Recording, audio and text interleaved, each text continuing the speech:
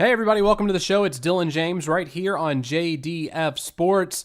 This is the first episode of the 25-26 season. We are kicking off the new year this week, tomorrow night, Thursday. Dallas Cowboys versus the Philadelphia Eagles. Tyler disappeared. Not sure where he went, unless his computer broke. Maybe. Hopefully he'll come back in just a moment. But I do have Alex here with me as well. Alex Hanley. Hello, sir. How are you? What's going on, man? There's nothing much. Just, football happening this week, which is crazy to think that we have gone this duration of time without football, that we are finally back into it. Week 1 of college football happened last week with some crazy games. Alabama losing to Florida State in the first week was not on my bingo card, but I'm glad it occurred because the SEC needs a little Shake-up. A little shake-up. A little shake-up would be nice. Having Alabama at the top is not very fun. What have you been up to since our last show, Alex? I know you've been busy with school and everything, but just tell us what you've been up to recently. Yeah, man, just lots of school stuff. I'm entering I started week 3 of what should be the last year. I'd say we are on countdown to doctor.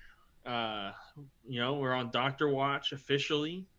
So just honestly, it's gonna be a lot of work with that. Looking to apply for jobs, getting materials ready to get a job. Like everything right now is it's all about getting becoming gainfully employed again. Yeah. So it's getting there. But otherwise, man, just I've just been counting down, right? It's been almost 250 days since the last full week of football. And boy, am I ready. We're right there. I can't wait to see what happens heading into the season. College football was a great starter. It was a great appetizer to see what's to come. However, I'm excited to see what happens with the NFL. A lot of unknowns coming into this season as well. A lot of shakeups happened in the offseason, a lot of movement, a lot of new coaches, a lot of new players. New faces in new places, Micah Parsons being the main one recently that we saw that traded, so I'd love to get your thoughts. Tyler and I actually had a live on TikTok last week and discussed a little bit about it. We'll discuss a little bit more tonight and also hear your thoughts as well. We'll also be talking about the first matchup, Cowboys versus the Eagles, what will happen with the Cowboys not having Micah Parsons there. It'll be very fascinating to watch. Then we will also be talking about our predictions for the season, NFL honors potential winners, our picks for those winners tonight as well. And we have a number 1 that was just announced in the top 100 for the NFL top 100. And I'd love to get all of your thoughts to see if you agree with the pick or not. If you are watching us live this evening, feel free to hop in the chat on our YouTube channel, JDF Sports, my apologies.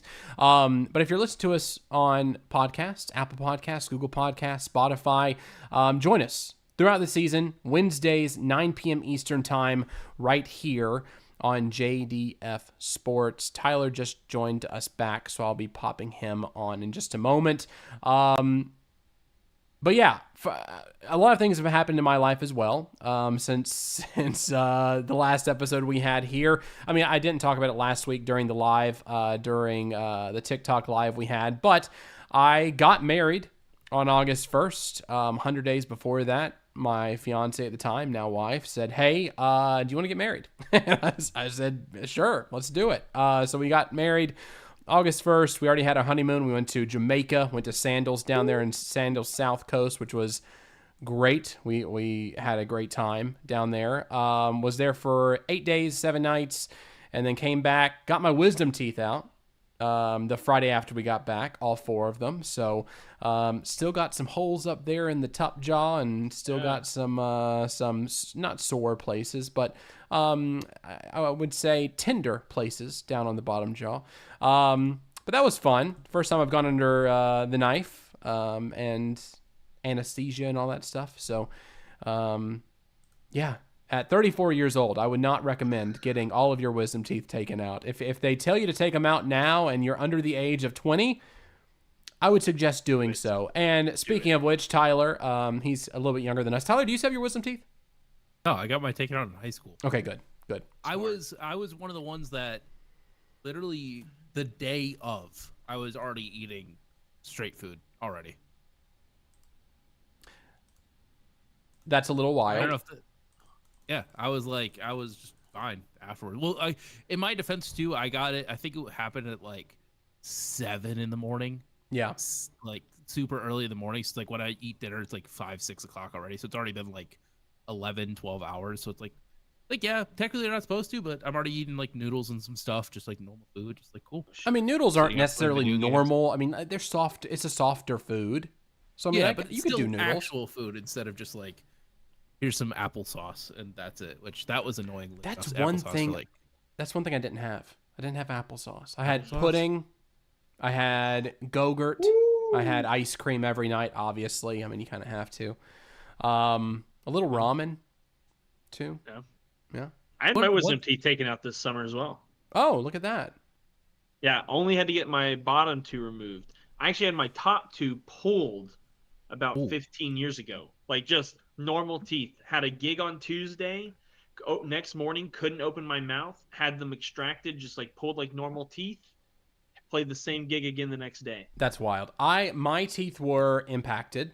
There was one that had what's it called when it pops out, when it's called erupted. One erupted. The other three were still inside there, inside the jaw, and they said, you know what, it's probably best just to take them all out, just in case. So I mean, it feels better. I can already tell that it was a good decision to take all 4 of them out, but taking all 4 of them out at this age was probably not the smartest thing. I probably should have listened to my dentist 15 years ago when they said do that. I'm with you, man. I avoided it for so long. Like I was just scared to do it, honestly. Like just them, like, because like this is my job. Yeah. So like it really made me nervous. So but I'm with you. I didn't want to do it. And then I went to the dentist and they're like, hey, just like a heads up, this one that you've got that's coming in sideways, it's causing a cavity on your other tooth. Yep. Yeah. So you're gonna need to get those out, or you're gonna have to get a root canal and get them out. So I was like, okay, I'll get them out. I'll get them out. Sounds good to me. And anyway, I feel bad I can't do like mouth stuff. One of our morning anchors just had gum surgery the other day, and is already back at work on this week, and it's like, I can't believe that you're doing that, and you're anchoring. So you're anchoring 3 shows, so 3 hours of talking. Just after getting it, it's insane. Yeah. Funny thing is, when the wisdom teeth extraction happened for me, that was the 15th, I believe. These gentlemen here wanted to do a show. They were like, "Hey, Dillon, when we're doing a show?" Well, I was recovering still from my wisdom teeth surgery, so yeah, I was not doing a show before today. But I'm glad we're all here. I'm glad we're all here to discuss football. Alex will be seldomly joining us throughout the season this year. He is obviously getting a doctorate. He has a very strict schedule his last semester. We completely understand. We are here for him. We're here to support him. So whenever he can hop on, he will at times throughout the season. So he knows the door is always open for him to hop on. But you might see him a little less than you have in recent seasons. So just wanted to open that up as well. But yeah. Yeah, gotta go teach the kiddos. Gotta teach the kiddos. Get a new degree. Down to the coast. Yeah. So it's just gonna be a lot, and it is what it is, but it's a good opportunity to get to go down there and make a little extra cash and get some good experience. So get some connections. Just sucks that it has to be Wednesday nights. I know. But we will miss you once again. We will hear Alex's voice and see Alex's face throughout the season. Maybe just not as much as you want to. But if you do want to see his face more, just go down to Hattiesburg, Mississippi. Go check him out at USM. Knock on his door if you want to, and just see if he's available. So anyway, let's get past that. Let's talk about this season that we're about to embark on.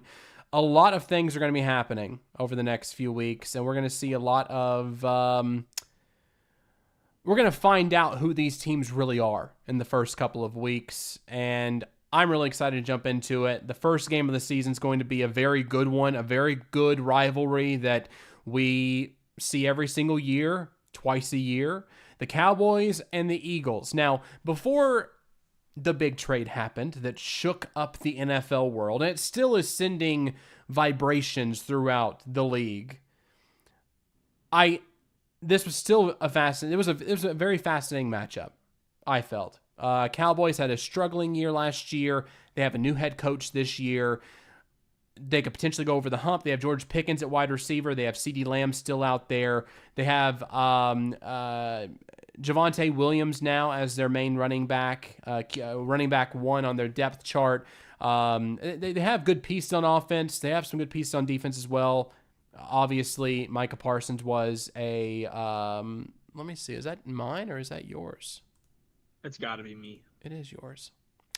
Alex is glitching out over here a little bit. But good piece on defense and offense.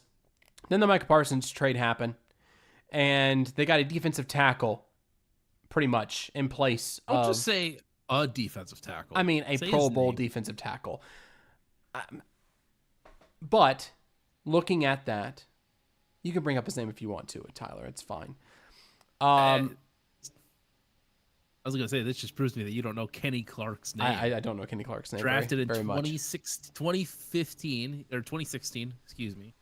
Me and my old offensive line coach were talking about it. I remember this. I vividly remember this because he was complaining because he was a giant Packer fan, of course, living in Wisconsin. He was complaining that Kenny Clark would not do anything. And you want to know who believed in him after he got drafted? This guy right here. I said, I love Kenny Clark. I'm going to follow him. And I mean, hey, we got. I'll take about this now, but Kenny Clark. I don't want to talk about the trade too much because obviously we're previewing the Cowboys game, but We'll talk about it in a minute because we're talking about Micah Parsons as well in just a moment after this. But after that trade, Micah Parsons gone. Kenny Clark, defensive tackle, came to the Cowboys from the Packers and 2 first-round picks. The first-round picks obviously are not going to help you this year. But Kenny Clark is there to stabilize that defensive line. Jerry Jones came out during a press conference after that trade and said, we wanted somebody to stop the run. We needed somebody to stop the run, and we feel as though Kenny Clark will help us do that. Will you be able to rush the passer? We'll find out with the other guys they have on the roster there for the Cowboys. The Eagles are a very tough test. They still have A.J. Brown.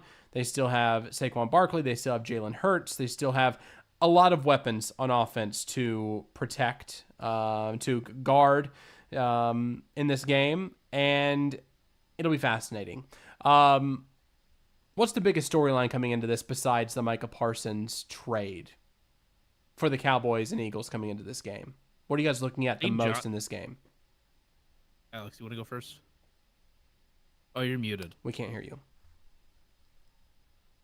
I'll go first, so that way he can't talk.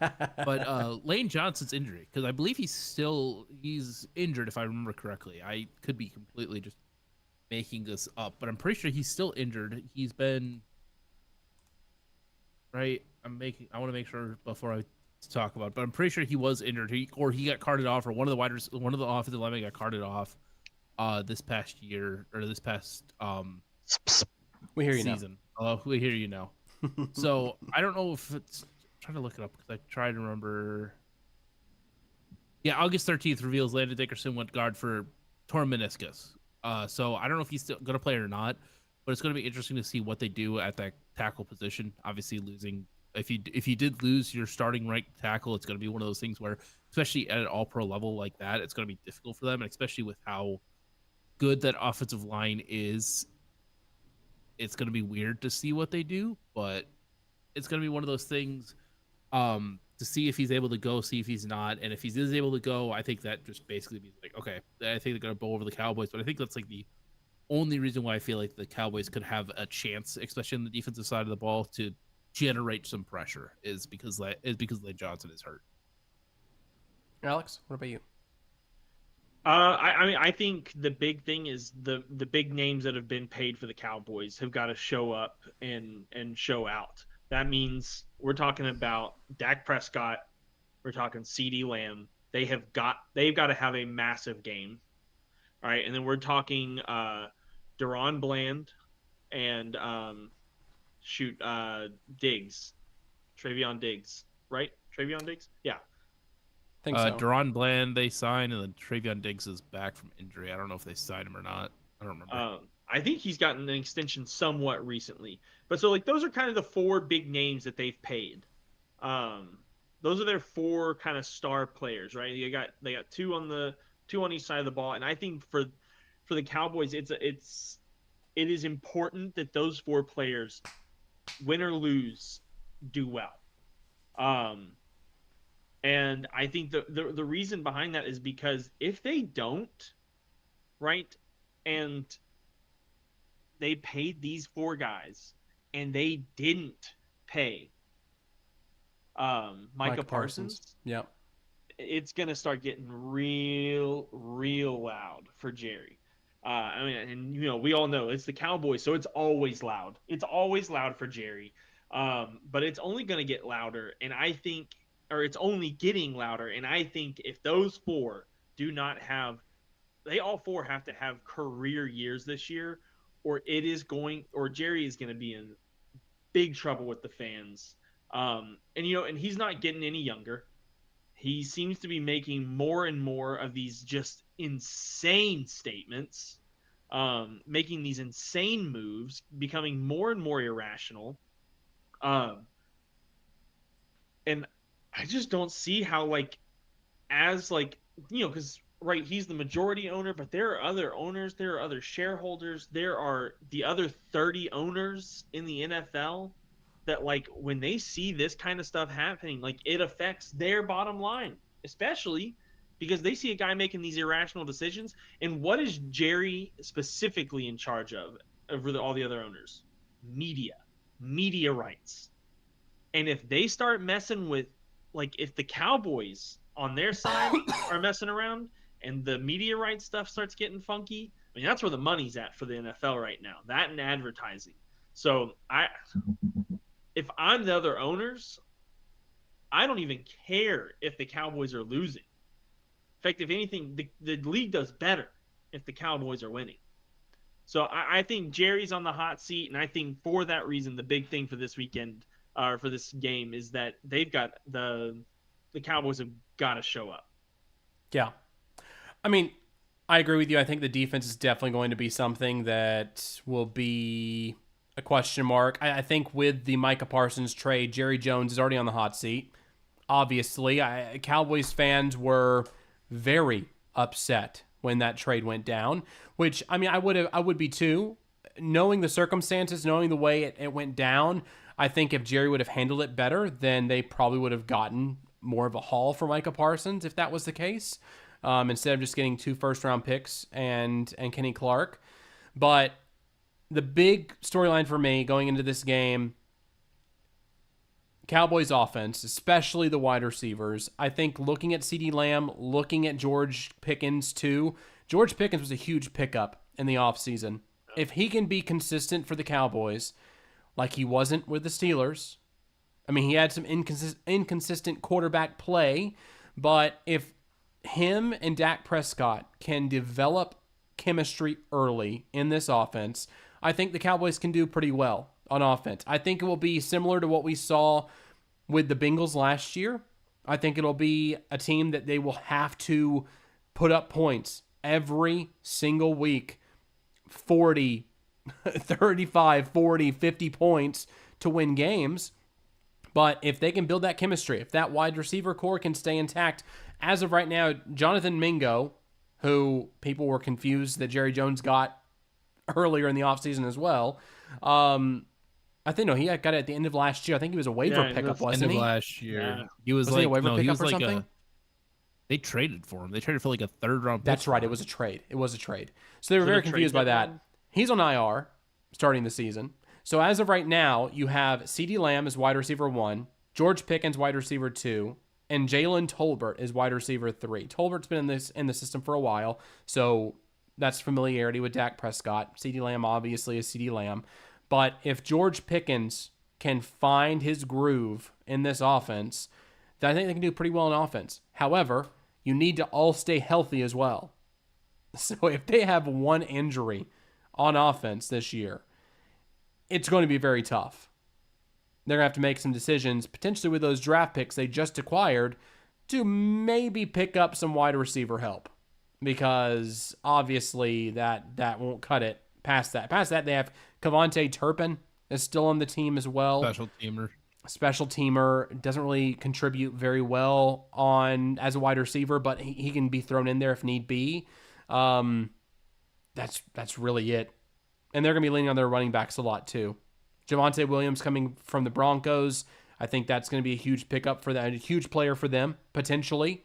He had a lot of promise playing up there in Denver before, but let's see if he can actually do it in Dallas now. Hang on to the ball. Yeah, hang on to the ball, really. Miles Sanders behind him, and Jaden Blue's behind him. So, wide receiver-wise, biggest storyline for me, George Pickens. Can he become consistent player for the Cowboys and be a weapon for Dak Prescott? That's going to be what I'll be keeping an eye on throughout the season. One of the things that's interesting, we all three had our things that we think are the big things, and I also started thinking about it, even through the off season, we have not talked at all about the fact that they have a new head coach, Brian Schottenheimer, who is yeah. Everyone was like, what is this hire? So I think that, again, I think really the story is, can the people that Jerry has brought in this year and the people that he's paid, whether that be coaches or whatever, they've got to do well. Because, I haven't heard anything about Schottenheimer all off season. It's just another yes man. It's another yes man for Jerry Jones. Mike McCarthy was the closest thing that we've had to not being a yes man, but in the end, he was a yes man. Yeah, say yes to that contract. Coming from the Packers to Jerry the Cowboys Jones at first, we were like, contract, Mike McCarthy actually might do pretty well with Dallas, but it was very, yes sir, 12-5, losing the playoffs. Yes sir. Mm-hmm. I still think it's funny, the opening press conference of him literally sitting next to Jerry and saying, yeah, you know how I said I watched film the entire time while I was not working? Yeah, I lied about that.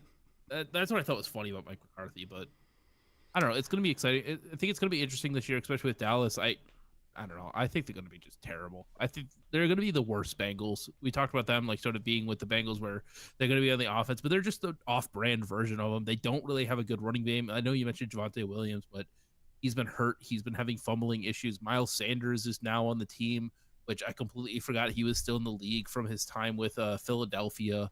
I don't even know who the third running back is anymore. I know you literally just mentioned it, but they don't really have anybody. They have Jaden Blue, which they have two really good wide receivers and a tight end that's okay with Jake Ferguson. Their offensive line is already hurt. Who was it? It was one of the Tylers got hurt as well, so it's like you're already missing that.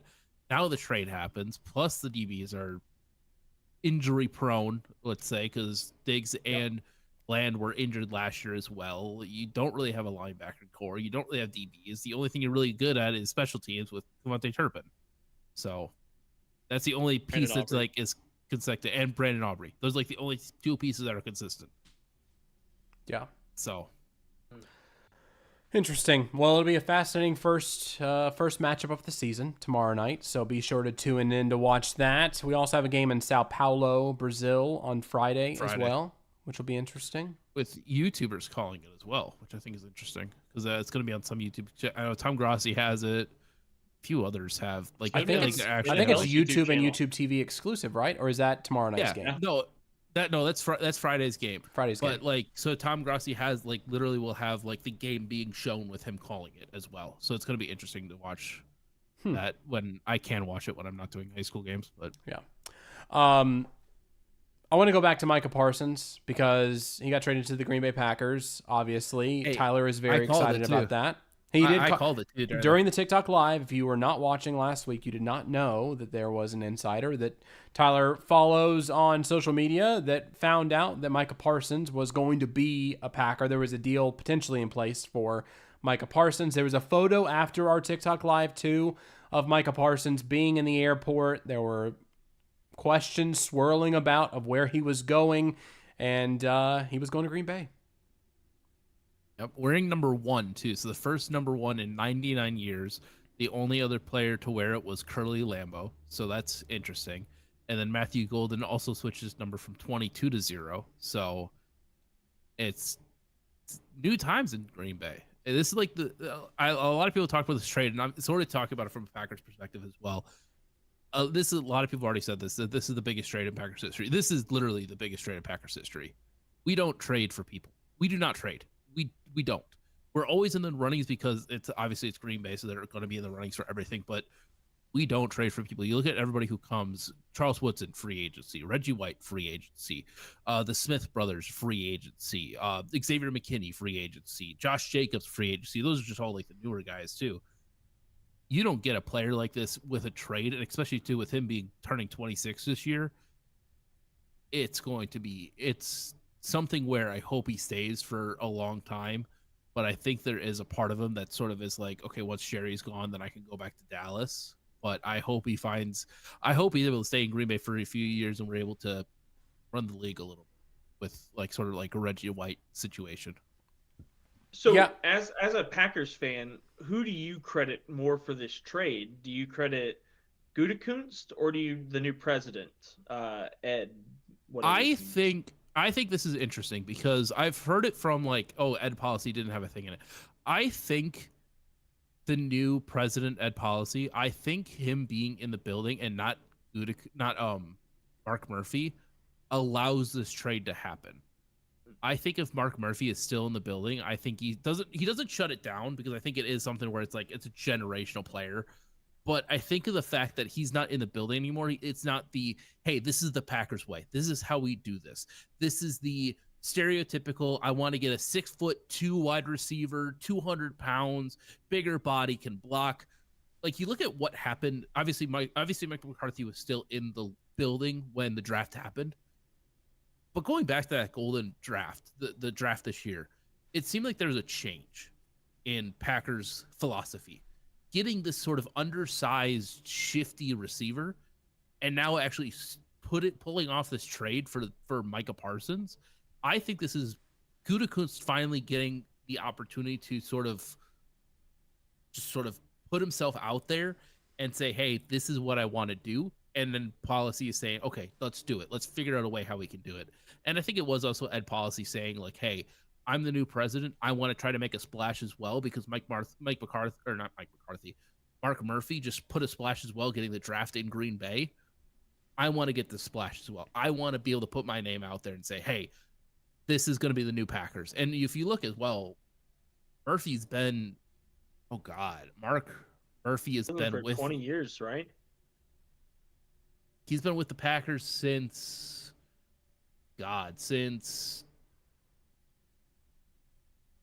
2007. So almost 20 years. So it's like, and in that time, we haven't really that's sort of when the mentality happened, was like, hey, this is what we want to get with our wide receivers. This is what we want to get with our stuff. Obviously, I don't really remember most of this beforehand because I was in elementary school, but it seemed like, especially lately, this is the Packers way. This is what the Packers do. They don't trade. They just sort of get the players they get, and it's a lot of homegrown talent. And now we're like, oh, we're actually going to trade for somebody? Oh, we're actually picking up these players in free agency that are really good? Like, there's a new shift in the building. I think that's definitely something worth talking about as well. Yeah, I thought it was really interesting, too, that Ed Policy, his dad, was the one who facilitated the big trade back in the 90s to the Cowboys from the 49ers, which is like one of the big pieces that ultimately led them on, to win those Super Bowls back in the early 90s. So kind of like the opposite. He's kind of like, hey, yeah, my dad traded someone away. Nah. Bring him in.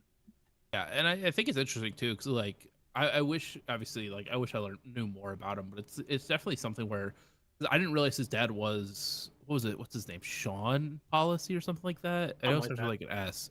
But yeah, he was the GM for like the Niners or for the 49ers in the 90s. And it's just like, okay, like looking at what he comes from and now is like, he went for the 49ers in the 90s, which was a really good team then, to now the Packers, who've been the Packers. Like, it's definitely something to keep in mind and see what's going to happen the next few years.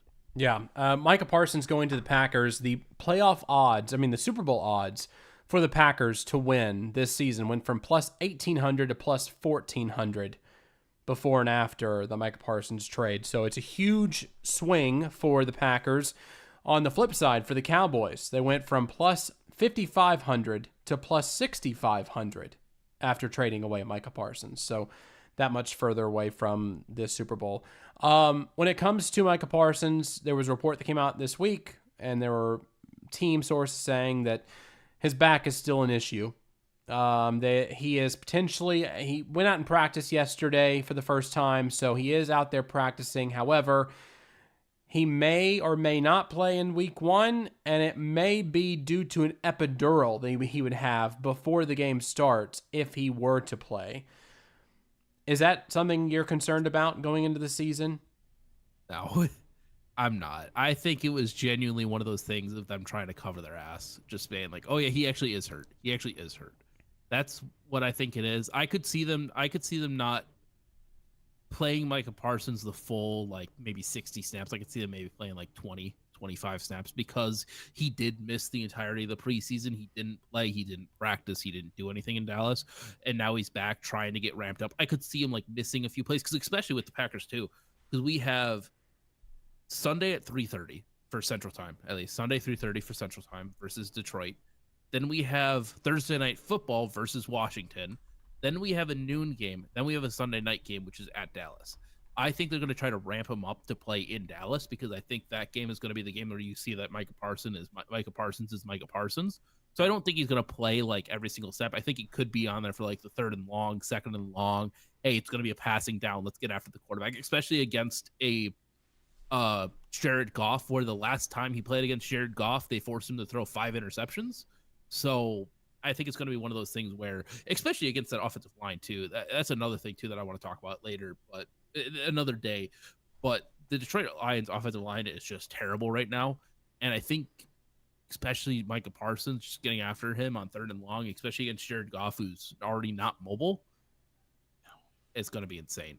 And I don't think this injury is really anything to look at. I think it's something to keep an eye on, but I definitely think it's more of the, hey, we don't want to get fined because we were just sitting out of practice. He actually is hurt, in quotation marks. Alex, what do you think as an outsider from this? Do you feel as though you'd be concerned if you were a Packers fan about the Micah Parsons injury? No, I wouldn't be overly concerned. I'd say, yeah, the key to it is take a couple of weeks to get him ramped up because, like you said, he didn't do anything during training camp, didn't do anything during the preseason. So I say you ramp him up, keep him in there for third and longs, and otherwise, like just kind of give people peaks, flashes, and then yeah, I mean, but he's got to be ready to. They need to make sure that whatever might be wrong is cleared up by week 4, because week 4, it's gonna. I think it's gonna be ugly. I do you remember? It's gonna remind me of when AJ Brown came back to the Titans and he scored that touchdown and he spanked the field goal post. That led to John Robinson getting fired the next day. Yeah. No, that game is going to be, because a lot of people also are talking about the Micah Parsons versus Dallas narrative, which I mean, obviously that's the number one thing. I think another key aspect of that as well is just Kenny Clark. Kenny Clark's been, obviously, speaking from a Packers perspective, watching this guy play for 9 years, he doesn't feel like he's aged today.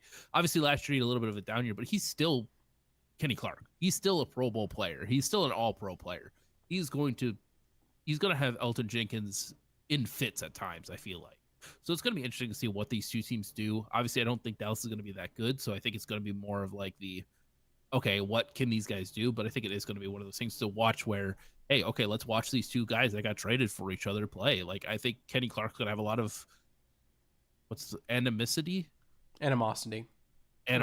Thank you. Against like just Green Bay because, hey, I spent 9 years of my career here, and you guys trade me for that. Which, granted, it is Micah Parsons, but you guys still trade me after I spent a majority of my life here.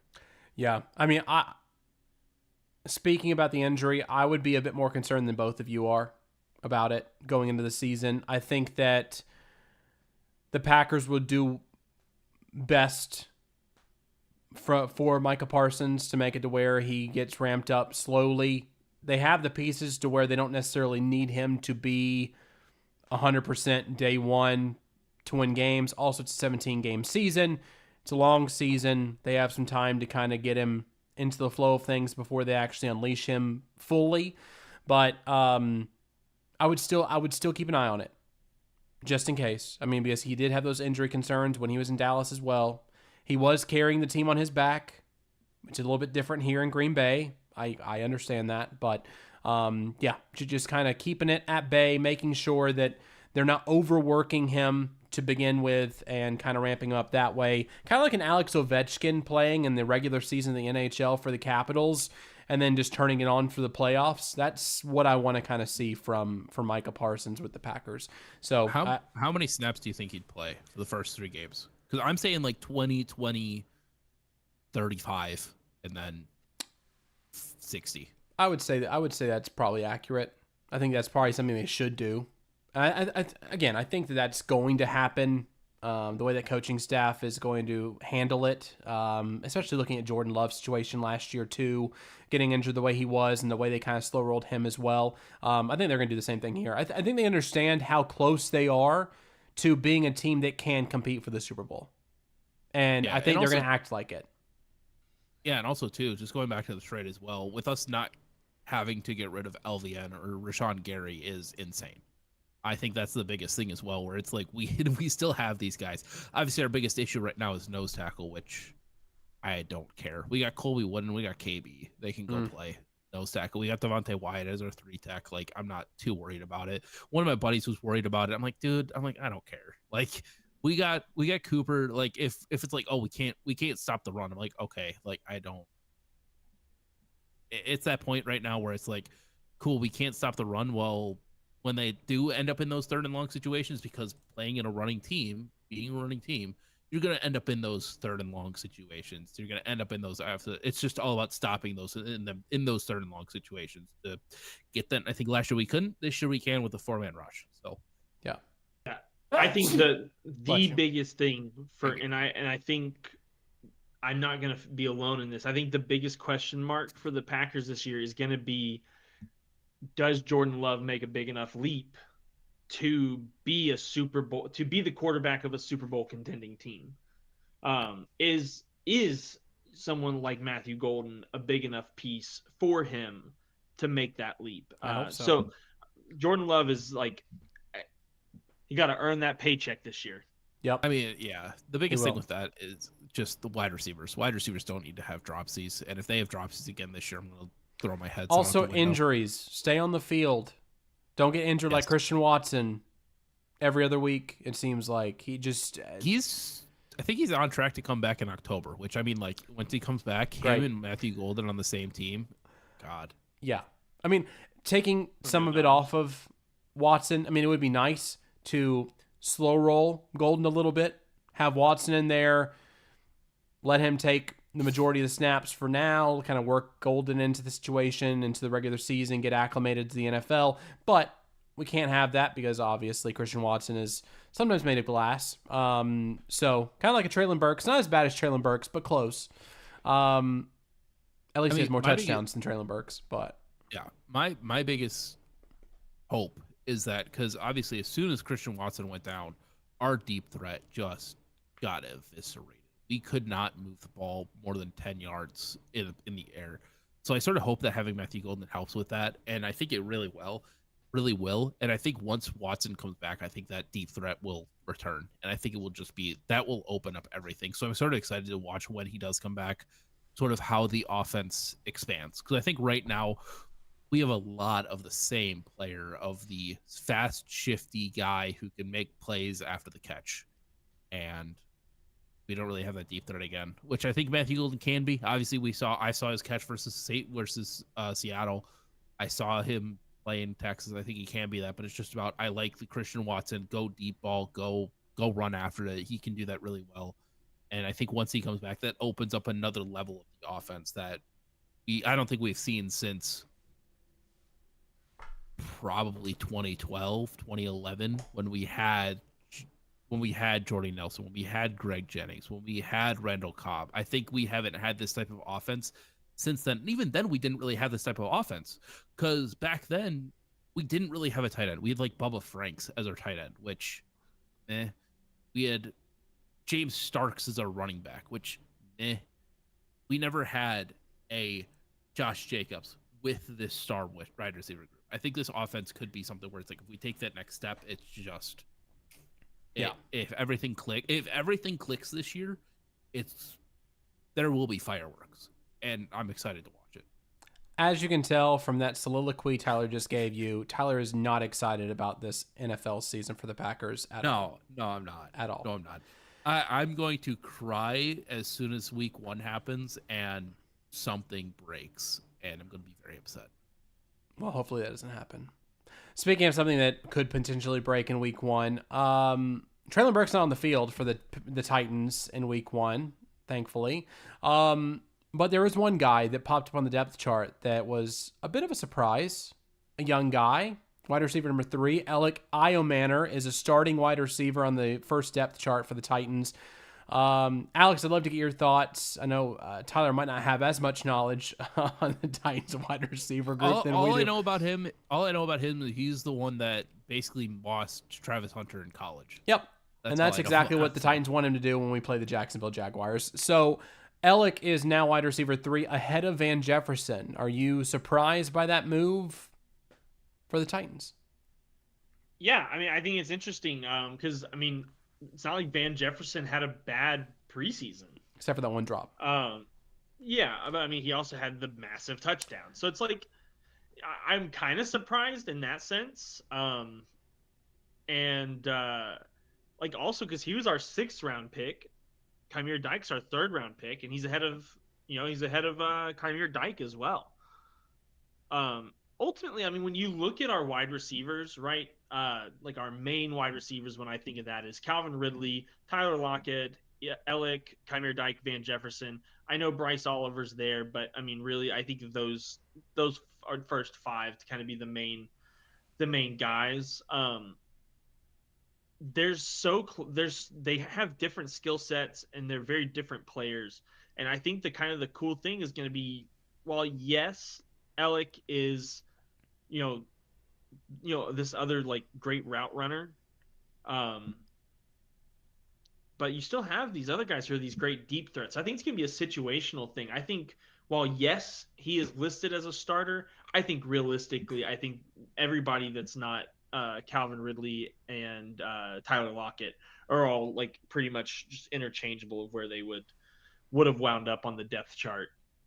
I think so too. I think the coaching staff is just kind of giving a nod to Alec Iomanner on the first depth chart just to say like, hey, you've been putting in the work. I think it's also making it to where the other wide receivers are trying to step up in practice as well. They're trying to send a message to the wide receiver core to say, hey, if you step up in practice, I mean, you're right there. So if you step up in practice, then you could potentially be in that starting spot as well. I agree with you. I think that it's really fluid in the wide receiver room, especially after looking at Calvin Ridley and Tyler Lockett. After those 2 guys, it can really be any combination that you want it to be.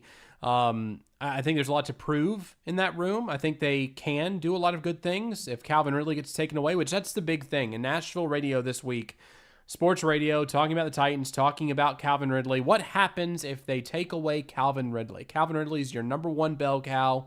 What happens if Denver decides to double team him? What happens if he is just blanketed by Patrick Surtain and is unable to get the ball, unable to get separation? We have these other wide receivers who could potentially benefit from having that coverage, having those double teams on Calvin Ridley. Have underneath routes, have some routes to Chig, have some routes to Gunnar Helm. Gunnar Helm has some really good catches, especially one really nice touchdown catch in the preseason. Double covered in traffic, great catch, strong hands. I think he could be a really big asset for the team so far as well. But And you have these other wide receivers. Chimere Dike coming over the middle. You have Alec Iomanor coming over the middle. Tyler Lockett being that veteran presence, having that blazing speed still at his age. It might have been diminished over the past few years, but he's still a speedy guy, a speedy wide receiver, probably faster than the wide receivers we had on the roster last year. So you have speed on this team. You have playmakers on this team. If Calvin Ridley gets taken away, I still think there's opportunities for Cam Ward to get the ball in the hands of other playmakers. And I think those playmakers will show themselves very early on. I think Denver's going to be a huge test for this team. But at the same time, I'm very excited. Week 1 is always an interesting week in the NFL. And upsets happen quite often in the NFL in week 1. I'm not saying it will happen. Am I saying it might happen? Maybe. But we'll see. In Mile High, it's a tough test. We'll see how it goes with Sean Payton and the Broncos versus Brian Callahan, Cam Ward, and the Titans. One good thing I will say, though, it is nice to have a team that the face of the franchise is their quarterback. When's the last time we had a graphic for like CBS or Fox or what have you show your quarterback as the face of the franchise? Last year was Jeffrey Simmons. Year before that was Derrick Henry. It's just really nice to see Cam Ward stepping in the spotlight. He looked good in the preseason. Let's see if it translates to the regular season. We saw what happened with Will Levis last year. A little bit of the shakes happened in week 1, week 2. Didn't really look the best compared to what he looked like in the preseason. So I'm still holding hope out there for the Titans. Brian Callahan is the biggest thing I'm watching this entire season, though. I think that play calling, I think that scheme, I think that everything surrounding Brian Callahan has to be perfect this season for him to be successful. It's a weird year as a Titans fan where it's like I have hope, but my expectations aren't high. All I really want is just like as the year goes on, it just kind of gets better. Like I'm totally okay if we start the season like 0-3, 0-4, but then in the year 9-8. Like if that happened, like I mean, I wouldn't be upset. Like 9-8, maybe 10-7, and we squeak in on a wild card. Like it's nice to see, and it's nice to see depth where we haven't usually seen depth. We're going to be able to spell wide receivers. We're going to be able to spell our cornerbacks.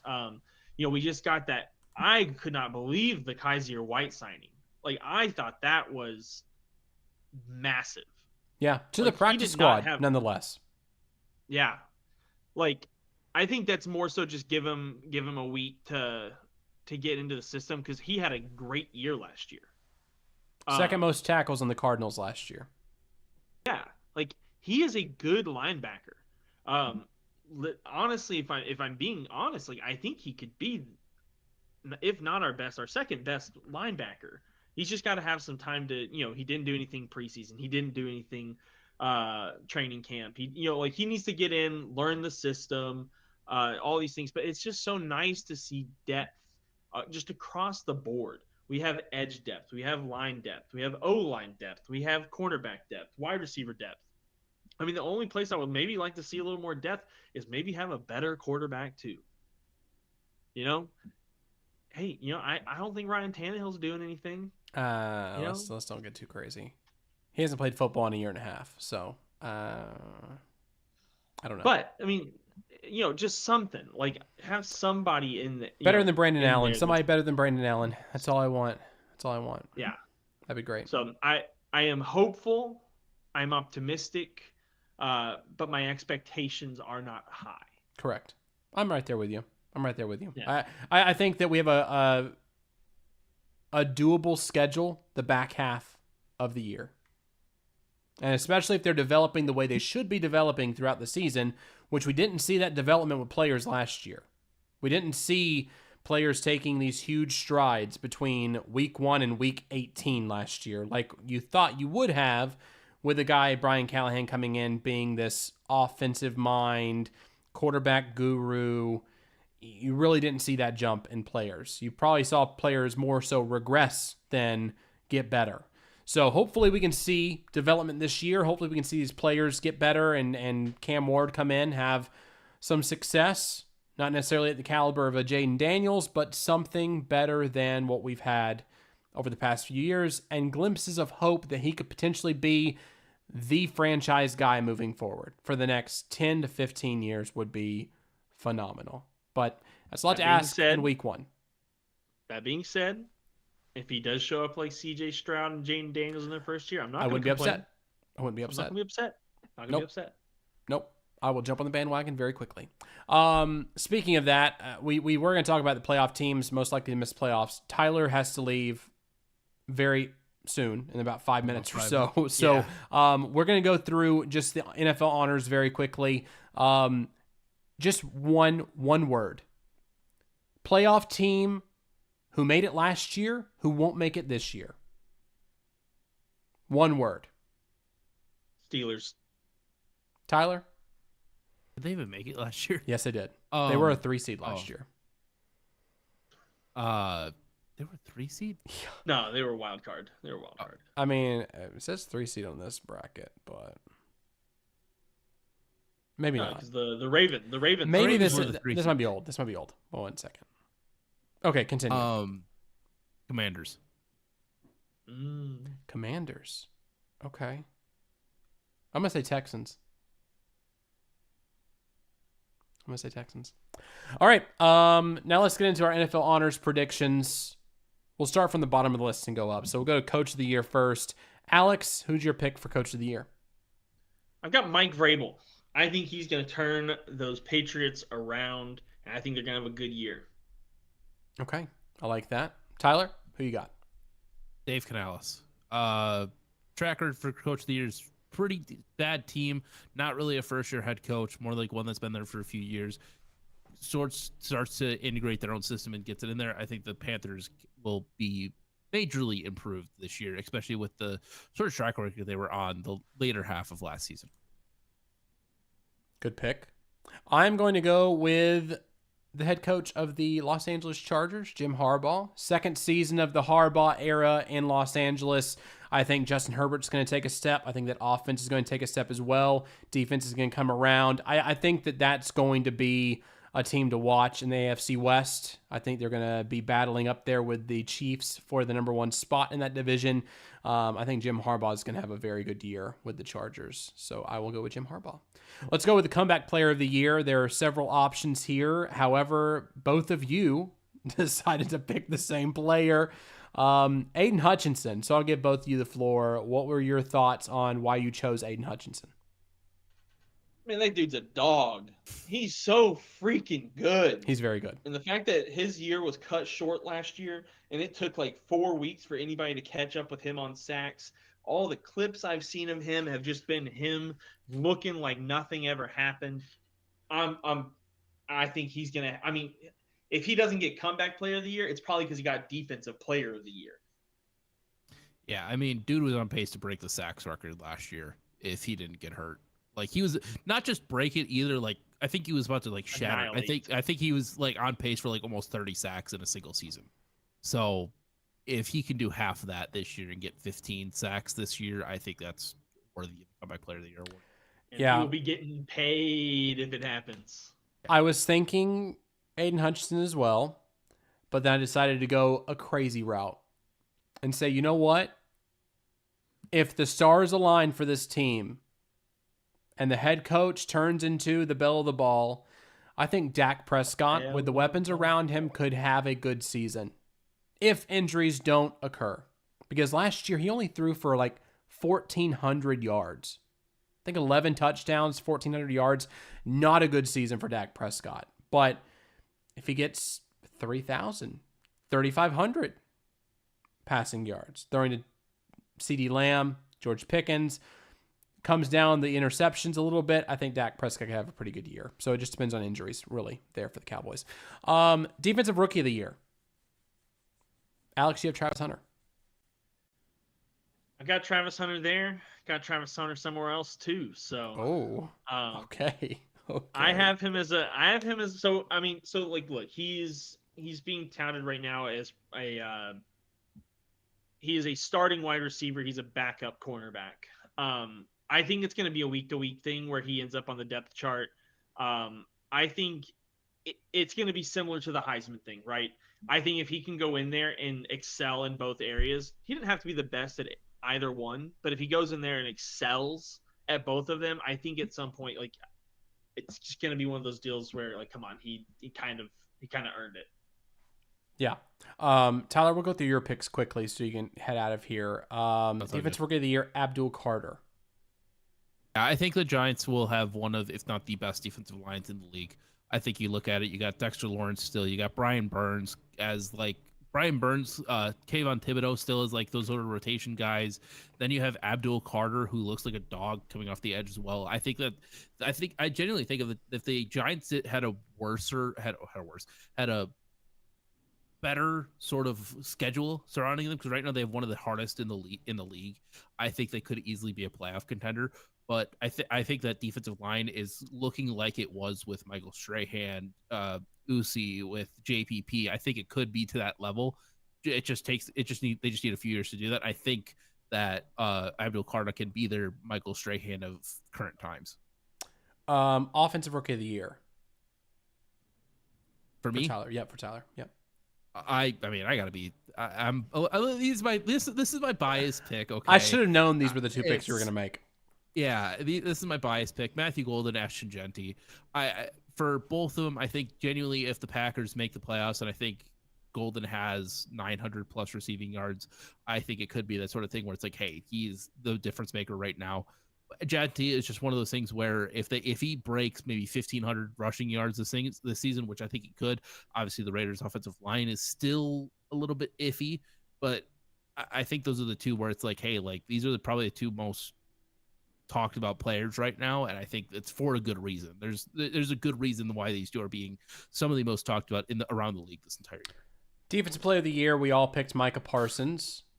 I think that's pretty self-explanatory. I was going to say Aiden Hutchinson there, but I think with the Packers, I think Aiden Hutchinson might, I mean, I don't know. I just like Micah Parsons, especially with the Green Bay Packers, and the storyline of that would be something that the league would love. Offensive Player of the Year for you, Tyler, was Jay Jetta. Justin Jefferson.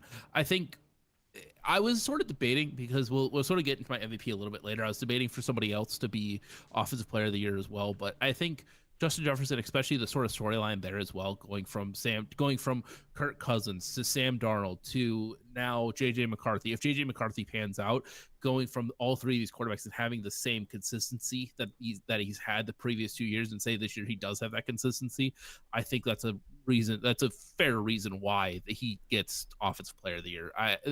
If he's able to get that consistency again this year, there's no stopping him. Last but not least, for the NFL Honors MVP pick for Tyler. This sort of goes back to, but Joe Burrow. I think people are talking about, like, why not Josh Allen, why not Lamar, like going back to last year as well. Excuse me. I think last year was the Josh Allen year it's sort of like the Joel Embiid, Nikola Jokic, to sort of turn it into basketball, where, hey, this player's still really good, but we got to give him one. At least we got to give him one. I don't think Josh Allen should have won last year. I think it should have been Lamar, but I think the year before that, I think it should have been CMC, so it goes back. But I think just Joe Burrow, especially if he does stay healthy and he does lead that team to probably if they can get a playoff win, say they get like a 5-6 seed in the wild card, I think he does deserve it, because that means that he probably threw for almost 5,000 yards, maybe 45 plus touchdowns, maybe 10 or less interceptions. I think that sort of shows, like, hey, he was able to do it that way. It's one of those things where it's like sort of a punt at this point, because I didn't really want to say like one of the top three, like Lamar, Josh Allen, or anybody like that. I think Joe Burrow especially if the Bengals do make that playoff run, I think he could be, if not win MVP, at least top three. Okay. And before you leave, last but not least, Super Bowl 60 prediction. Who do you see making the Super Bowl this year? So I got to be a little bit of a bias, because obviously you guys did not see my picks in here, because I didn't put it on here. I did not. Tyler did, and Alex did not. I got to go back. Super Bowl 1. Green Bay Packers versus Kansas City Chiefs. 60 years later. Hey, we were supposed to get it. Taylor what, Swift 2 years at halftime. ago. And a We were Taylor supposed Swift to get it halftime 2 show. years ago. And a Taylor Swift halftime show, yeah. But we were supposed to get it 2 years ago. Packers couldn't go through it. Supposed to get it last year, didn't happen. Now, hey, it could happen. Hear me out. Tyler's worst nightmare. Chiefs don't make it to the Super Bowl. And they have Taylor Swift at the halftime show. Taylor Swift and Travis Kelce get married right there in the middle of the show.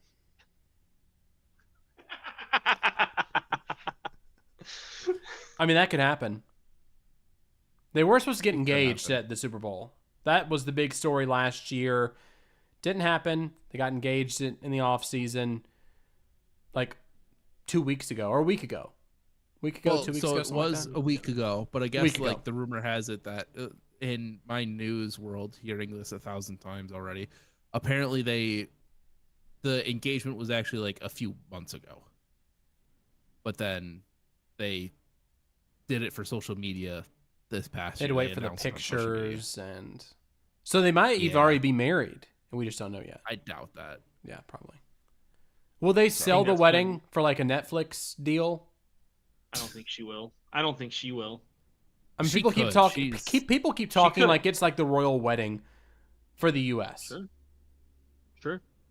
I don't think she will. I think generally though, like her private life is fairly private.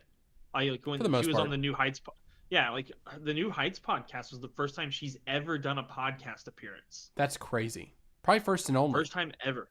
Yeah. I think that's going to be it. Like, yeah, like she like as much as she can, she keeps her private life pretty private. So, All right. This is what I think about it. Sorry for cutting in really you're fine. fast, but I think they could get married in private, and then they could do like do it a public. here's a big wedding or that. Like I a think they could- documentary. Yeah. Which if see they do a that? documentary on that's I'm not gonna watch it. There are so many documentaries right now. The Kingdom for the Chiefs. The Cowboys just released one as well, right in the middle of this Yeah, whole the Micah 90s. Parsons trade. I've heard that Yeah. one's good too. Yeah, I've heard that one's one's good. I also heard the clip of Jerry Jones calling the Packers Cowboys game the worst loss in his career or in his lifetime, and then he trades Micah Parsons to those same Green Bay Packers. And then he kept calling him Michael at the press conference. Yeah, he did because he's Michael. Jerry Michael. Hattrick. And the guy was like, And- "You mean Micah?" The guy next to him was whatever. like, "You mean Micah?" Wasn't it Schottenheimer too that was right next to him? No, it was an Or was it older his guy. son? It was an older guy that was next to him or something. I don't know who it was, but that's fascinating. Working for Jerry has aged Schottenheimer already. I mean, I wouldn't be surprised. Jason Garrett looked aged after he worked for for Jerry Jones for a little while too, so might be the case. Anyway, Tyler, thank you for joining us. We will talk to you next week, and break down week 1 of the NFL and all the craziness that will be. Yeah, so it'll be fun. Sounds good. Goodbye, Talk to y'all. you soon. See ya. There's Tyler. Let's get into the rest of these picks because we have some good ones here for the rest of the NFL honors. We'll go through this list pretty quickly. Defensive Rookie of the Year. Alex, you went with Travis Hunter. I went with defensive end Michael Williams from the 49ers. I think that with him opposite of Nick Bosa, I think that will open up things for him to have some one-on-one matchups on the edge. And I think that he could have a pretty good year there in San Fran, especially when San Fran coming back, hopefully staying a bit healthier than they were last year. Last year, it was just, they were riddled with injuries. That whole team was, especially Christian McCaffrey on the offensive side of the ball. It was not, and a lot of the stress was going on the defense to keep the offense on the field to score points, and it was not a good year for the 49ers, but I think they'll bounce back. Michael Williams, I believe, will Plus, rise. him with Robert Saleh, like Yeah. getting to learn with Robert Saleh, that's going to be massive. I think the 49ers, I mean, I honestly, like, I could interchange them with the person I put for the Super Bowl. I could easily change I think the 49ers are going to be all the way back this year. I mean, their biggest question is going to be their wide receivers, but I still think I think they're going to be fine. I think that team's going to be really, really good. Yeah, I think so I too. don't think they've got anything to worry about. I think so too. And the NFC is a bit more wide open, in my opinion, than the AFC is. I think For sure. AFC, the 3 or Blue 4. Bloods are there. Ravens, Bills, Chiefs. Those are the teams that are going to be making it to the playoffs. The NFC is a bit more wide open and a lot of competition for those top spots.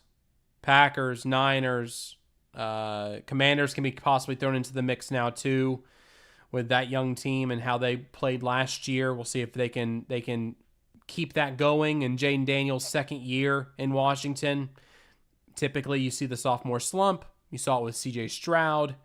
We'll see if we see it with Jaden Daniels in year 2.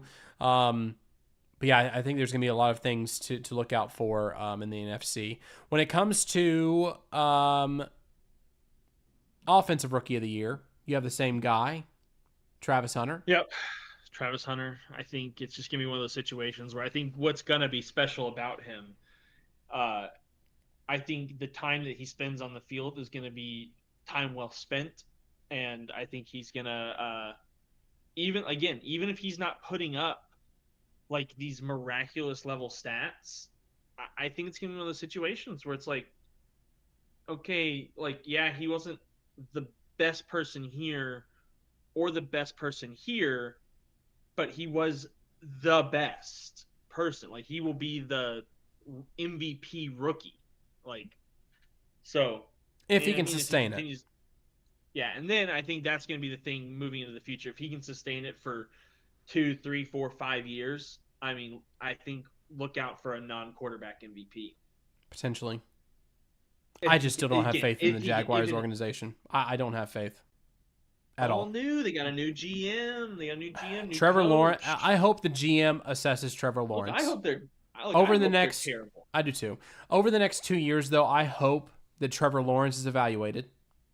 If I was a Jaguars fan, this is what I would say. I want the GM to look at Trevor Lawrence very, very closely over the next 2 years.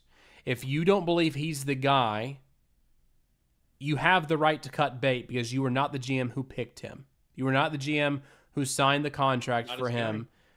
Not your guy. And that's what happened with Brian Callahan. Brian Callahan said, hey, I'm coming in. I'm supposed to be the quarterback guru. Yeah, but Will Levis is not my guy. I didn't sign him. I didn't say that we should go get him. That was Mike Vrabel. That wasn't me. I want my own guy. So we're going to see that this year in Tennessee, which segues to my pick. Offensive Rookie of the Year, I believe, will be Cam Ward. I believe Cam Ward will come in, and even if he doesn't have a Jaden Daniels-esque season, I still think he will be the best quarterback in the bunch in the rookie class. A lot of eyes will be on him, I think, towards the latter part of the season, especially if he's able to develop in the way that they're hoping he will and continue to improve week after week. Just watching him in the preseason, I think that we haven't seen a quarterback like that in a pocket like that in quite some time, where he actually had time to throw the ball. He actually had time to assess the defense that was in front of him, and he was able to quickly go through his reads. He was able to read the whole field.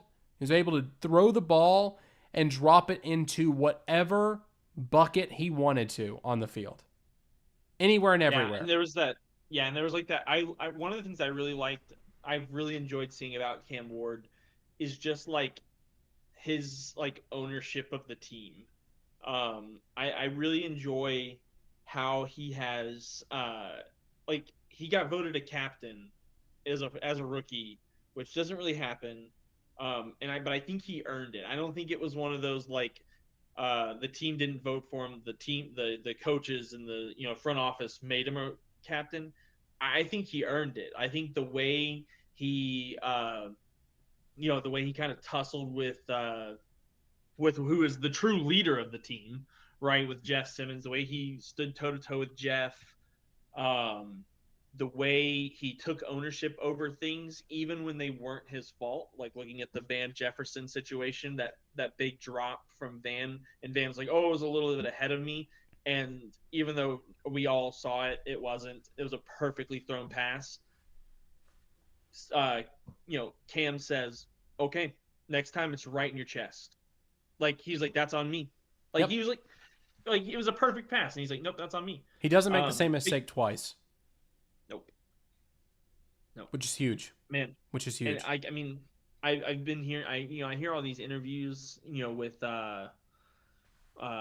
Miami head coach Mario Cristobal.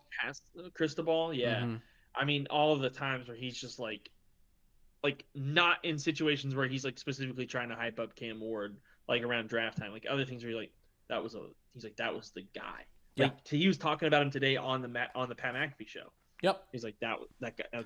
Hey, Well, and that's that's a the thing dude. too. So you were talking about the leadership that he is exuding. So for confidence, he's exuding, but then also leadership as well. There's a picture after, I believe it was the second practice, Tampa Bay Buccaneers, and it might have been the Falcons practice, either Falcons joint practice or Buccaneers joint practice. There was a picture where they had a bad day on offense. Cam Ward was in the middle of everybody, standing up looking like he was Jesus talking to the disciples, just after practice, saying like, we need to do better. We need to come out here and do better tomorrow. And Yeah. you could tell every single person in that photo was laser focused on Cam Ward. Yeah. Just seeing that, that's something that is going to pay dividends in his career. I mean, he's gone to every single spot, whether it be Incarnate Word, whether it be Miami, whether it be Washington State, all these places he went to, he's walked into the locker room and taken ownership. He's been the leader in the locker room everywhere he's gone. Within the first 2 weeks of him being there, he's the leader. And he holds people accountable. And again, like you said, I think he's very humble in the sense of, hey, Van, that was my fault. That ball was on me. I'll get it to you next time in your chest. Huge. So I think that's definitely the reason why I think Cam Ward will get Offensive Rookie of the Year. And he's got like a good sense of humor as well. Like he's like got a personality, right? Yep. Like he's like that what was that what did you learn with what about that tussle with Jeff? He's like, Jeff's strong as shit. Yeah. Like that got a big pop out of me. Like that was funny. Like, He's got a great personality. Even watching the video, Together as One, the Titans video that came out this weekend. Watched that, seeing their trip on, I believe it was either Old Hickory Lake or Percy Priest, where they were just fishing, and him and Jeff were just jawing back and forth with each other. He called Jeff, he looked like a big fish, and then they were just jawing back and forth between other boats. And when they were fishing around on the lake, Wesley Burton popping in saying, "Hey Dillon, go Colts." Wesley, good to see you. Welcome to the show. I haven't seen you in quite some time. I'm glad you're popping in the chat. Hopefully you pop in throughout the entire season. I want to know, pop it in the chat. I'd love to hear your thoughts on Daniel Jones. If you haven't seen the TikTok of my thoughts of Daniel Jones, feel free to do so on the JDF Sports page. But I'd love to hear your thoughts as what you think of your quarterback one going into week one, and Anthony Richardson sitting on the sideline. Even though Chris Ballard's already come out saying they're not going to trade Anthony Richardson. There have been calls from other teams interested in Anthony Richardson, and they are not going to trade him as of now. So we'll see how it goes. Just had another deal get done. Juwan Jennings, which was like kind of one of the last like the Niners iffy things on the Niners, just signed a new contract. Looks like it's just a 1-year deal, $7.5 million with $3 million worth of playtime incentives. Interesting. So, little prove it deal for this year. Good deep threat for Brock Purdy. That's a good signing. It's a good signing. They definitely need Juwan Jennings. He played pretty well last year. Played pretty well. So even with all those injuries that were happening on the team. Defensive Player of the Year, we talked about it. Michael Parsons, I think across the board is who we picked. Offensive Player of the Year, you went with Jamar Chase. Jamar Chase, yeah. I think ultimately my reasoning behind that was I was kind of like, it's either going to be I felt like Jamar Chase or Jettas, and I think ultimately, I mean, like Jamar's just got a more proven quarterback. And Jamar Chase just got paid a shit ton of money. So he had better go out there and ball out. because otherwise it's going to get real loud because that is ultimately a huge part of the reason why all this situation with Trey Hendrickson was going on, right? Him and T. Higgins both. Him and T. Higgins have got to have that offense has got to put up 40 plus points a game, or it wasn't worth it. Yeah. If they don't put up 40 plus points a game, none of this was worth it. Thankfully, they did something to get Trey Hendrickson back on the field for 1 year. I mean, which he'll probably be somewhere else next year after that. But yeah, I mean, but man, like he's a sack leader, and you're not paying him, man. Like y'all are crazy. But at the same time, what money did they have? What money do they have left over? So not much. Yeah, I think Jamar Chase has got to have a big year. And I think after last year, I think the Bengals are. I mean, because you can't get any worse on offense or on defense than they were last year. So you say that. We said the same thing about offense and tackles for the Titans 2 or 3 years in a row, and it just got worse and worse and worse. So Dennis Daly didn't last year. Didn't get worse. Got better last year. Didn't get worse. Got better. It got a little better. Got a little better. Now we're putting J.C. Latham over on the right side. On the right side, I think it'll be much better. Sending him home. Much better. Him back home. Before I get to my Offensive Player of the Year pick, Wesley is back in the chat. I haven't seen it, but he is going to check out the TikTok. I will definitely be around throughout the season. I think he is definitely going to be responsible for some wins and some losses. More wins, fingers crossed. He thinks the quarterback battle was extremely close. Didn't know if that's a symptom of Jones or AR starting to get better. Hopefully the latter. We shall see. I got bad news. All I heard was that nobody in the locker room gave a shit about Anthony Richardson. That's only bad. Like last year, after he checked out of that game, the nail in the coffin, checking out of that game on his own. That was the nail in the coffin for Anthony Richardson with the Colts. I would be very, very surprised if Anthony Richardson upends a quarterback to be the starting quarterback for the Colts outside of an injury. I just don't see it. I don't see it. And I would not be surprised to tell you if they do not perform well this season with Daniel Jones, that I could probably see them going for a quarterback in the 2026 draft. Yep. But, especially the girl. Oh, and they have I forgot they have Riley Leonard too. I forgot about that.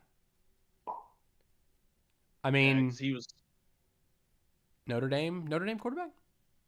Yeah, Notre Dame. Yeah. They went to the national championship game. Yeah.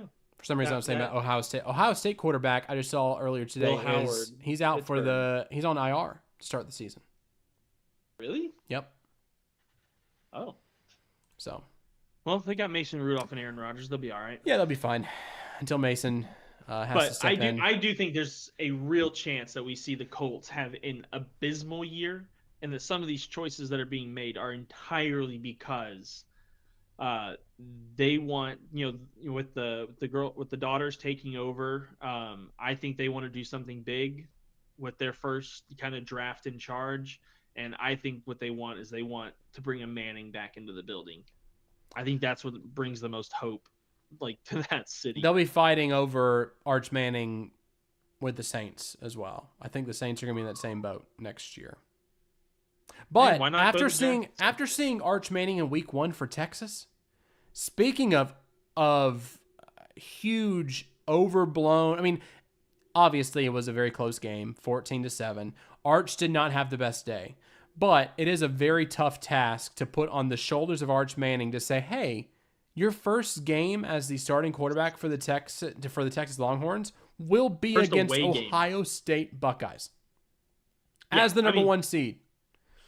Yeah, you went in there as the number 1 seed. It was his first away game as a starter. He had a couple of games last year at home, against ULM and some other folks like that. He played a couple of games at home.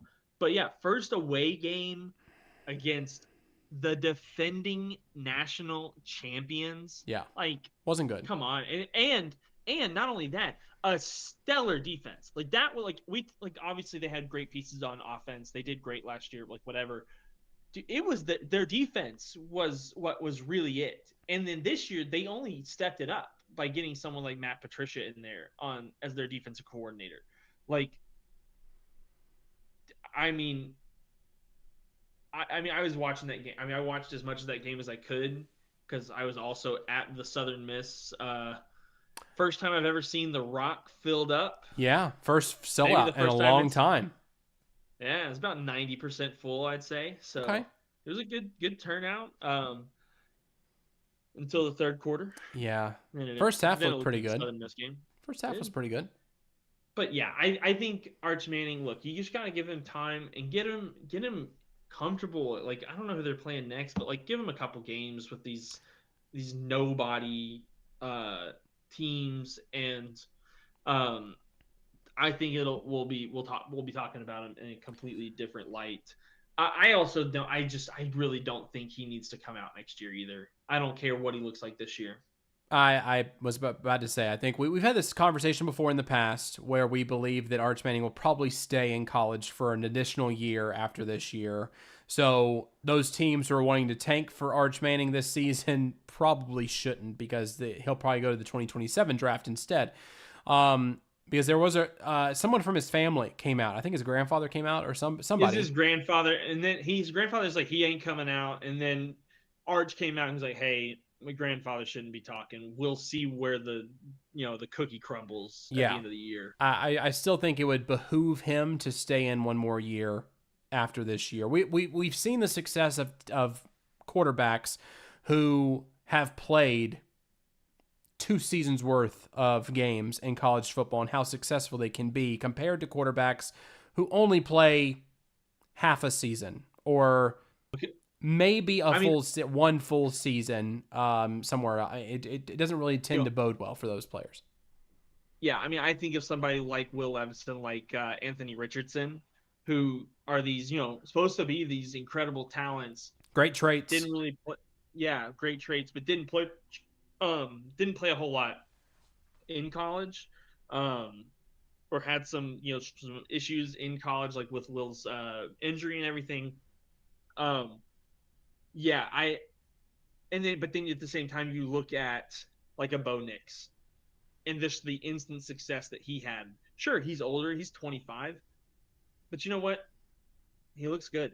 Yeah. So I think Arch needs to stay in, but we have veered off quite a bit from. We have. Wesley has chimed in the chat once again. Let's wait and see what his end of the year numbers are, talking about Arch Manning. And I'm by no means putting my faith in the Colts' future on Arch's shoulders just yet. Maybe if it was Peyton's son instead of his brother's son, that might be a little bit different.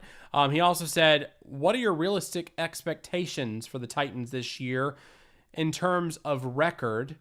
Keep your heart out of it. I'll actually start with you first. What do you feel the Titans' record will be at the end of the season? A sweet 9-8 or 8-9. I could see that. I think we go as close to 50-50 as the schedule allows. Really, to be honest, going 3-14 last year was awful. I mean, come on, it was very, very bad. Anything other than 3-14 will be a positive in my opinion, instead of 2-15. Don't do that. The other way, I would say realistically, not having broken down each game yet, because we didn't do that this season where I go by record and things of that nature, or go by week by week. I would say I would be happy with 7-10. I'd be happy with 7-10. It shows progress. If we get better than that, that'd be great. Again, if it's Jaden Daniels' year or a CJ Stroud year for Cam Ward, I'm not going to be upset. I would love it. 7, 11-6. Yep, I would love that. Playoff game. With my heart out of it, I'm going to say 7-10 is probably the most realistic number for the Titans. But again, if they want to surprise me, as long as we're not in last place, absolutely. As long as we're not in last place in the division, if they want to surprise me, then by all means, I would love that. But as of right now, I'll say 7-10. Wesley's kind of on the same lines of the Titans, saying that he thinks the Colts can go 500 or a game under with their current roster. The defense is still there for the Colts. I still think they have a good defense there. Still got Michael Pittman Jr. Michael still got Pittman those Jr. Got a new tight end. Plus, they already Is had Mo Alley some Cox stud still tight there? ends. Well, Ali Cox is still in Mo Alley Indianapolis Cox too. is still Right? there. Who was it? Downs? Is that his name? Josh Downs. Who's that wide receiver? Josh Downs that just like and then sliced and diced the Alex. Titans last year. What was his name? Alex somebody. Pierce. Yeah. Alex Pierce. Alec Pierce. Alec Pierce. There you go. Alec Pierce. Yeah. I mean, they have good weapons there. Hopefully, I mean, the Giants had some good weapons too. Daniel Jones was throwing to them. I mean, Jalen Hyatt, Malik Neighbors. That's going to be somebody else to look at for Offensive Player of the Year is Malik Neighbors. Especially having Russell Wilson there, and then also if anything happens to Russell Wilson, they either have Jameis Winston or Jackson Dart come in. Yeah. I think that's somebody to look at too. Offensive Player of the Year for me, it's very tough to think of somebody outside of a quarterback position getting this award. I think it's gotten to that point where in recent years, MVP is a quarterback, and then the Offensive Player of the Year is the quarterback who didn't get MVP. I see that trend potentially continuing. I would say Offensive Player of the Year is going to be Josh Allen. And MVP wise, I know you have Baker Mayfield. We'll talk about that in just a second. I would say, Is it?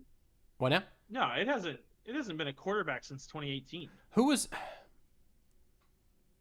the last 2 years were Saquon.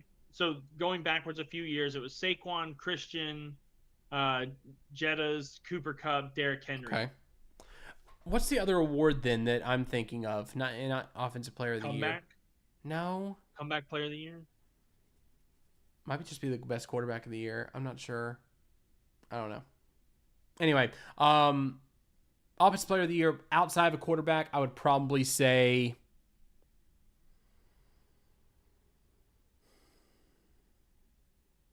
if the defense can do anything for Cincinnati Bengals, I think it's probably going to be Jamar Chase too. I think if they just give them a little bit, if they make it to where they can actually be a playoff team and they'll be relevant, obviously we've seen that relevancy actually gets you eyes and leads to awards for the NFL honors. So I think Jamar Chase would be a safe pick. So I would go Jamar Chase too. MVP. I do have one person I would really like to see maybe get it, especially because I didn't see I saw the top 100 stuff coming in way later than usual this year. I saw it a couple of days after it got posted. Yeah. And in fact, I didn't see anything except for 10, and I had to go back and find the other ones. Derrick Henry moved up. He went from top 10 to in the 30s or 40s back into the top 10. I mean, back-to-back years with running back and Offensive Player of the Year. 3 years. It'd be 3 years in a row. 3 years. That's right. CMC and then Saquon, then Derrick. Yeah. And the league is the league is cyclical. It's getting back to a run heavy system. I could see that. I could see that. I wouldn't mind seeing. I don't think it's going to happen. I don't think this is going to be. I don't think we're quite at the point where I would say Derrick Henry's going to actually start to fall off, because obviously people thought he fell off and then he said, screw you, no I didn't, and just ran the ball down everyone's throat. And the Ravens signed him to a 2-year extension. Yeah, 2-year extension. 2 year. I think there's a decent chance that I think there's a chance that he could ball out this year, but I think at the same time I think he's going to be in competition with Saquon and Christian this year. Yeah, and Jamar. It's going to be a stacked field. Yeah, it will be. MVP wise, you have Baker Mayfield from the Buccaneers. I'm telling you what, man. You said MVP last year. Yeah, you said MVP last year for Baker as well. And what? And he had a great year. I think he was in some of the higher end votings for the MVP position. Like I don't think no first place votes obviously, but I think he got a couple like third, fourth, fifth place votes. So, no, I'm telling you, so Baker Mayfield had an incredible first season with Tampa, or he had a really good first season. He had an incredible season last year. Look at what he's got around him this year. He's got K. Dot at tight end. He's got, Mike Evans. He has got Emeka Egbuka coming in there, and then I think they've officially taken him off of the PUP list, and should be ramping up to come in week 4, week 5, week 6. Chris Godwin, come on, man! And they've got a good offensive line, and he's so talented. I'm telling you, look out for Tampa Bay. I said it last year, and people said I was crazy. And look, they ended up being pretty darn good. Yeah. They ended up having some unfortunate late injuries. But dude, they've got Rachaad White, Bucky Irving. Look out. Well, I mean, and we talked about it last year too. I think the Buccaneers had a really good shot last year of making some waves in the NFC. They did. They actually played really, really well. The team did as a whole.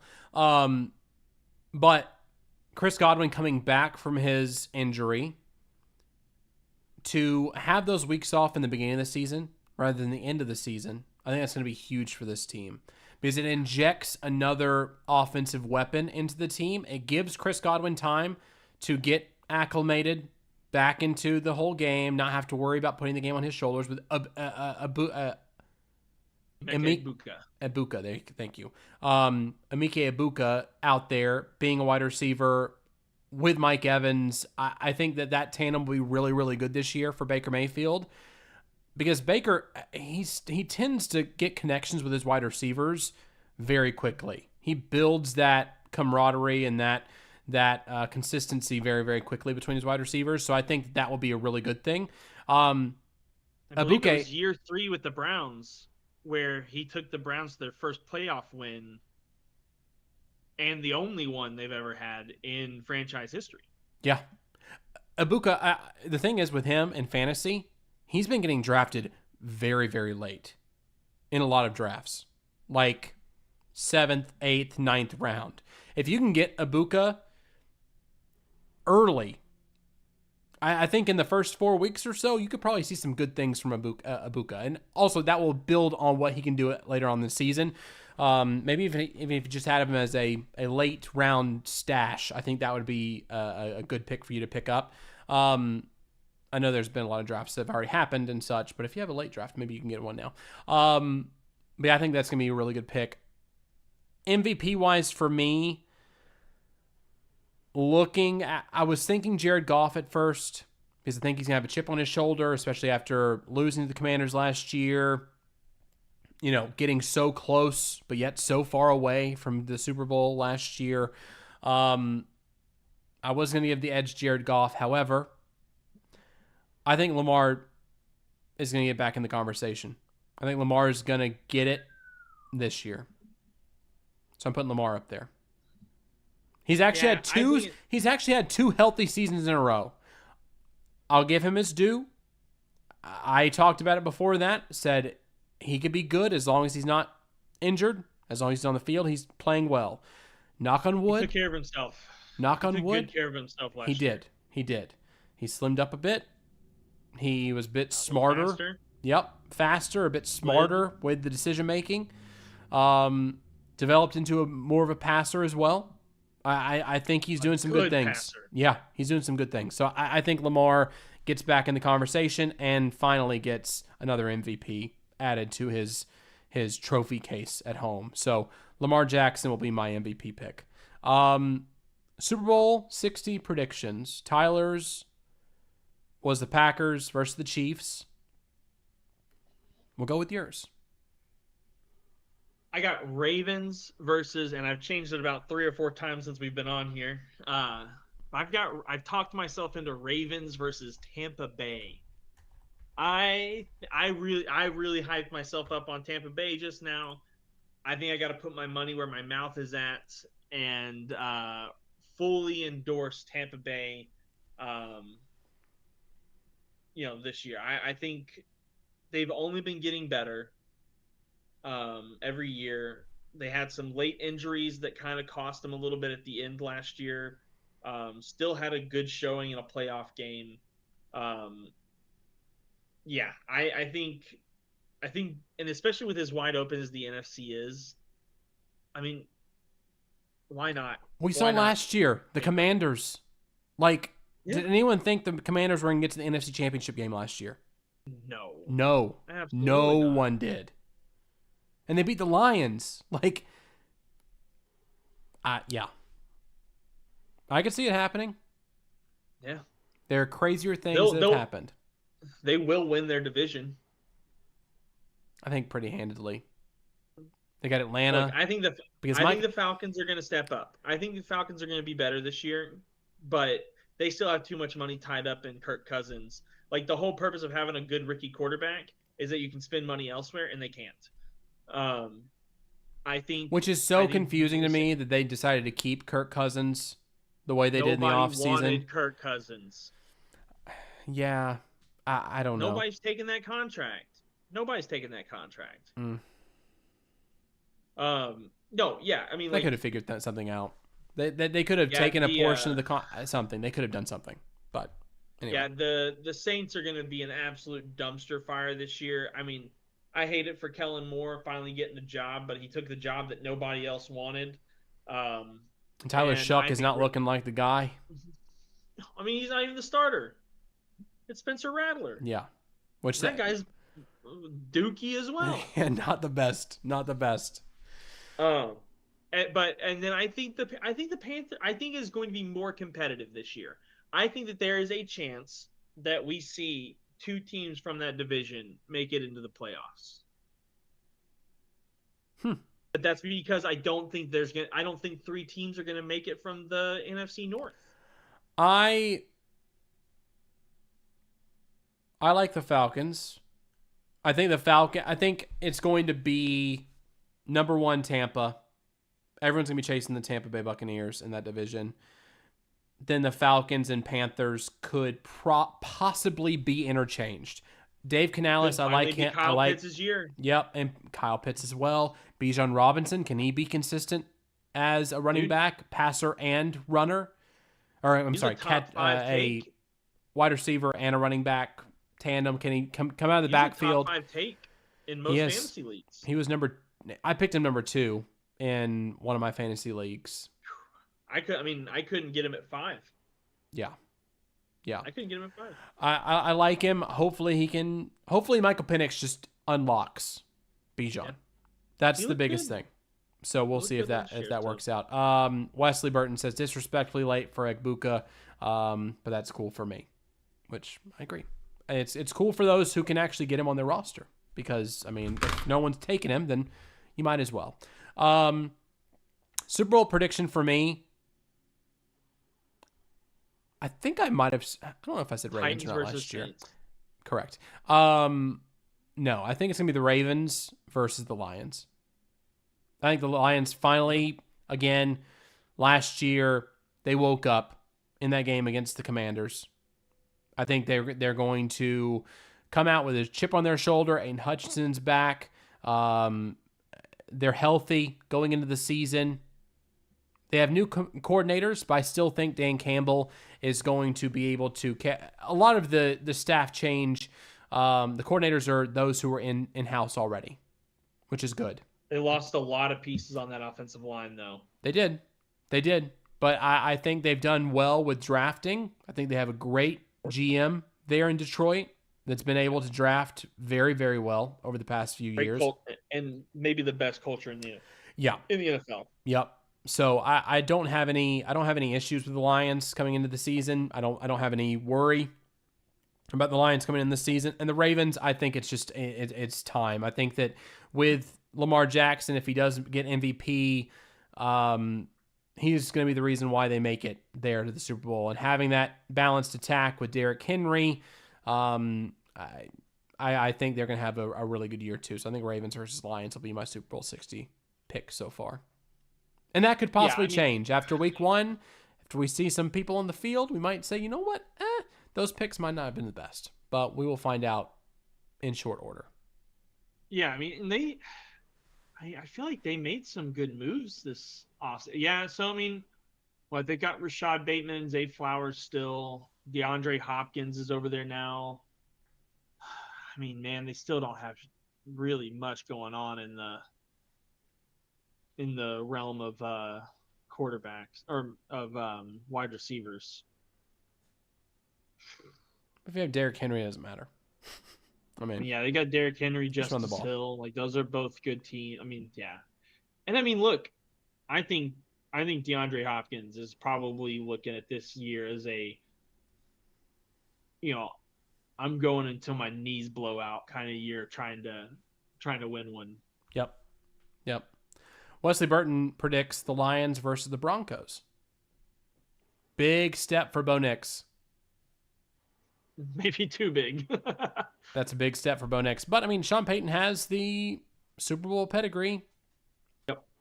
So, I mean, Bo Nix looked great last year. I'm not going to scoff at that pick. I think the Lions are going to be a very, very common pick for the NFC as the representation going into the Super Bowl this year. But Broncos, I mean, they have good pieces, good offensive weapons. They just got Evan Ingram in the offseason too. I picked him up as a stash on my bench as a second tight end just to see how it goes with Bo Nix. I think with the Lions, come back to me after week 3. That's when I think we'll know what we've got with the Lions this year. They've got Packers, Bears, Ravens. I think Packers are going to be a good test. They've got they got the homecoming of their new head coach. Oh, Ben Johnson.